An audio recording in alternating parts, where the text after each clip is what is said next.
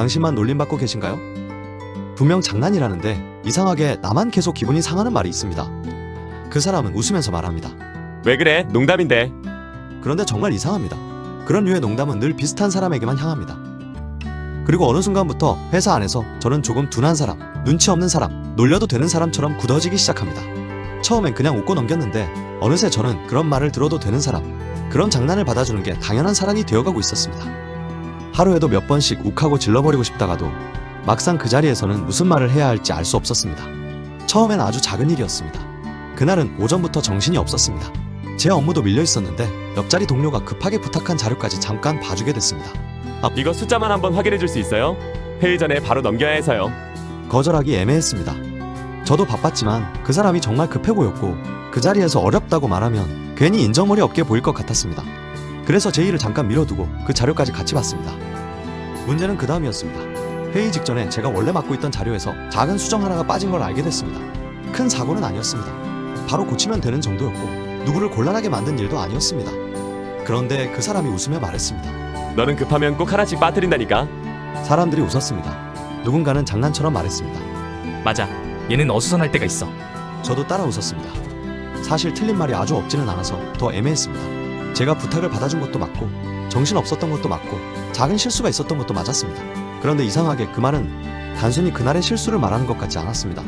마치 제가 원래 그런 사람이라는 듯이 제 성격 전체를 가볍게 눌러버리는 말처럼 들렸습니다. 그때까지만 해도 정말 그냥 장난이라고 생각했습니다. 그게 한 번이었다면 그냥 장난이었을지도 모릅니다. 문제는 그 다음부터였습니다. 며칠 뒤 작은 내부 미팅이 있었습니다. 회의라기보다는 팀 안에서 진행 상황을 맞춰보는 잠깐의 모임이었습니다. 미팅이 시작되기 전 제가 노트북을 연결하고 자료 화면을 띄우고 있었습니다. 그런데 화면이 바로 뜨지 않아 잠깐 파일을 다시 찾게 됐습니다. 몇 초 정도였습니다. 그때 그 사람이 웃으며 말했습니다. 봐, 또 급해지면 저래. 사람들이 가볍게 웃었습니다. 누군가 장난처럼 덧붙였습니다. 그러니까 얘는 여유를 줘야 해. 저도 따라 웃었습니다. 그런데 이번엔 전보다 조금 더 찝찝했습니다. 지난번엔 정말 작은 수정이 빠진 일이 있었습니다.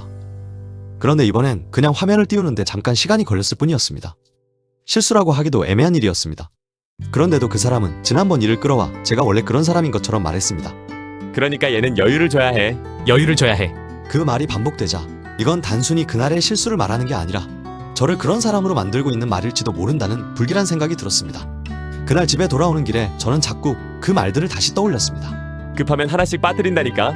그러니까 얘는 여유를 줘야 해. 분명 장난처럼 지나간 말인데 이상하게 머릿속에서 잘 지워지지 않았습니다. 내가 정말 그런가? 회사에서 사람들이 나를 그렇게 보고 있었나? 앞으로도 내가 뭔가를 하면 또 그런 식으로 말할까? 기분이 나빴던 이유는 단순히 놀림을 받아서만은 아니었습니다. 그 말이 반복될수록 제가 한 행동보다 제가 어떤 사람인지가 회사 안에서 먼저 정해지는 느낌이 들었습니다. 작은 실수 하나가 제 성격처럼 말해지고 잠깐의 당황이 제 이미지처럼 굳어지고 제가 웃고 넘긴 말들이 다음 농담의 근거가 되는 것 같았습니다. 그때부터 저는 회사에서 더 조심하게 됐습니다. 자료를 열 때도 대답을 할 때도 누가 부탁을 해올 때도 괜히 한 번 더 눈치를 보게 됐습니다. 웃고 넘긴 말이 이상하게 제 안에서는 계속 맴돌고 있었습니다. 그런데 이상한 건 그 말이 아무 때나 나오는 건 아니었다는 겁니다. 제가 정말 큰 실수를 했을 때가 아니라 오히려 애매하게 말하기 좋은 순간에 그 농담이 나왔습니다. 제가 급하게 자료를 찾을 때, 제가 잠깐 대답을 고를 때, 누군가 제게 급한 부탁을 했고 제가 그걸 거절하지 못했을 때, 또는 누군가 제 일을 좋게 말해줬을 때, 그럴 때마다 그 사람은 웃으면서 말했습니다. 그러니까 얘는 급하면 안 된다니까. 여유를 줘야 해. 괜히 맡기면 또 빠뜨린다니까. 말은 가벼웠습니다. 하지만 이상하게 그 말은 항상 비슷한 순간에 나왔고 늘 저를 그런 사람으로 만들어버리는 느낌이었습니다. 급하면 흔들리는 사람, 여유를 줘야 하는 사람, 부탁을 받으면 정신없어지는 사람. 그때 저는 조금씩 깨닫기 시작했습니다.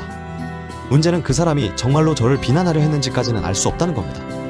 하지만 그 말들은 이상하게도 늘 제가 스스로도 신경 쓰던 부분, 남들에게 들키고 싶지 않았던 부분을 정확히 건드리고 있었습니다. 그러니 이걸 그냥 제가 속이 좁아서 장난을 못 받아들이는 문제라고만 넘기기는 어려웠습니다.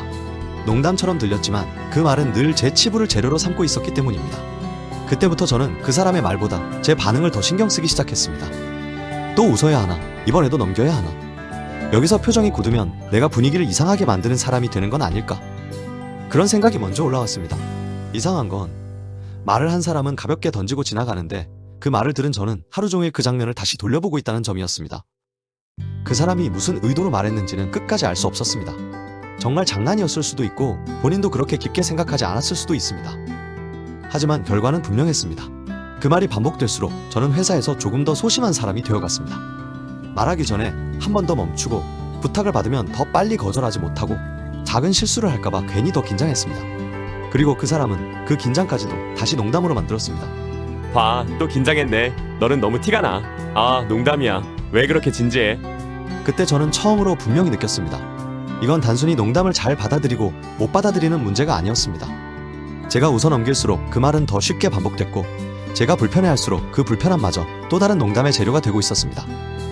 그러던 어느 날 또 비슷한 말이 나왔습니다. 예전 같았으면 저도 또 어색하게 웃고 넘겼을 겁니다. 그런데 그날은 문득 이런 생각이 들었습니다. 내가 계속 웃어주니까 이 말이 반복되는 건 아닐까? 그래서 이번엔 억지로 따라 웃지 않았습니다. 10년 같은 3-40초 동안 표정을 굳힌 채 아무 말 없이 그 사람을 봤습니다. 순간 분위기가 아주 잠깐 조용해졌습니다. 그 사람도 제 반응이 예상과 달랐는지 잠깐 말을 멈췄고 눈동자가 살짝 흔들렸습니다. 그 짧은 정적 속에서 저는 처음 느꼈습니다. 아, 내가 늘 어색해질까봐 받아주고 웃어주고 있었구나. 그리고 그 웃음이 그 사람에게는 괜찮다는 신호가 되고 있었구나. 며칠 뒤 또 비슷한 상황이 왔습니다. 퇴근 시간이 가까워졌을 때였습니다. 그 사람이 제 자리로 와서 급하게 자료 하나만 봐달라고 했습니다. 예전 같았으면 바쁜 척도 못하고 네, 볼게요 하고 받아줬을 겁니다. 그런데 그날은 이미 제 일도 밀려 있었습니다. 그래서 어렵게 말했습니다. 지금은 제가 마무리해야 할 게 있어서 바로 보긴 어려울 것 같아요. 그 사람이 웃으며 말했습니다. 아, 오늘은 여유 없어서 또 실수할까봐? 가볍게 던진 말이었습니다. 저는 한번 숨을 고르고 말했습니다. 제가 여유가 없는 건 맞는데 실수할까봐 그런 건 아닙니다. 장난인 건 알지만 반복해서 듣기엔 좀 그래요. 밤마다 되뇌이고 되뇌었던 말을 막상 꺼내고 나니 심장은 계속 뛰고 있었습니다. 목소리도 아주 조금 떨렸습니다. 솔직히 조금 두려웠습니다. 이 뒤에 무슨 일이 생기지는 않을까? 괜히 오해를 사는 건 아닐까? 그런 걱정도 들었습니다. 하지만 이상하게도 처음으로 나 자신을 조금 지킨 것 같은 느낌이 들었습니다.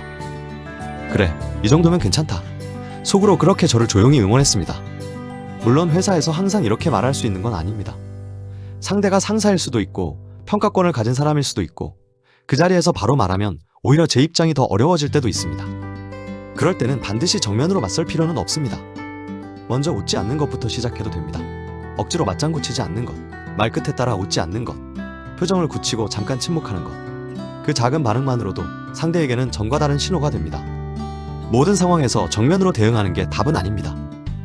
하지만 적어도 내가 계속 웃어줘야만 유지되는 분위기라면 그 분위기는 이미 나에게 너무 많은 비용을 요구하고 있는지도 모릅니다. 그날 이후 그 사람이 완전히 달라진 건 아니었습니다. 사람은 한 번의 대화로 쉽게 바뀌지 않습니다.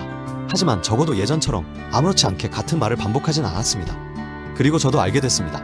불편한 말을 듣고도 아무렇지 않은 척 웃는 것이 항상 어른스러운 건 아니라는 걸. 때로는 분위기를 지키는 것보다 내 마음을 먼저 지켜야 할 때가 있다는 걸.